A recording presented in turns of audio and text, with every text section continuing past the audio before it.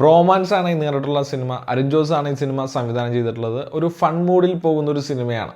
ബിൻഡോ എന്ന് പറയുന്ന മാത്യു തോമസ് അവതരിപ്പിക്കുന്ന കഥാപാത്രം തൻ്റെ ചേട്ടനെ തിരക്കി പോകുന്ന, തൻ്റെ ചേട്ടൻ്റെ കൂട്ടുകാരുമായി ചേട്ടനെ കണ്ടെത്താൻ വേണ്ടി നടത്തുന്ന ഒരു ജേണിയാണ് ഈ സിനിമയിലൂടെ സംവിധായകൻ പറയാൻ ശ്രമിച്ചിട്ടുള്ളത്. ലോജിക്കൊക്കെ മാറ്റിവെച്ച് 2.25 മണിക്കൂർ തിയേറ്ററിൽ പോയി ചിരിക്കാൻ പറ്റിയിട്ടുള്ള ഒരു സിനിമയാണ് ബ്രോമാൻസ്. സിറ്റുവേഷൻസ് കോമഡികളാണ് കൂടുതലും. നമ്മൾ പലതവണ കണ്ടിട്ടുള്ള കഥയാണ്, കണ്ടിട്ടുള്ള കഥാപാത്രങ്ങളുടെ സൃഷ്ടികളാണ്. പക്ഷേ സിനിമ തിയേറ്ററിൽ നല്ല രീതിയിൽ വർക്കൗട്ട് ആകുന്നുണ്ട്. സിറ്റുവേഷൻസ് കോമഡിയൊക്കെ നല്ല രീതിയിൽ തിയേറ്ററിൽ ആൾക്കാർ എൻജോയ് ചെയ്യുന്നുണ്ട്. നല്ല രീതിയിലുള്ളൊരു ഫൺ മൂഡിൽ പോകുന്ന ഒരു സിനിമയാണ്. പെർഫോമൻസ് വൈസ് ക്യാരക്ടറിലെടുത്ത് നോക്കുവാണെങ്കിൽ വളരെ ലൗഡായിട്ടുള്ള കഥാപാത്രങ്ങളാണ് എല്ലാവർക്കും കിട്ടിയിരിക്കുന്നത്. അതുകൊണ്ട് തന്നെ ലൗഡായിട്ടുള്ള ഒരു പെർഫോമൻസ് ആണ്. ചിലർക്കത് വർക്കൗട്ടാകാം, ചിലർക്കത് വർക്കൗട്ടാകാതിരിക്കാം.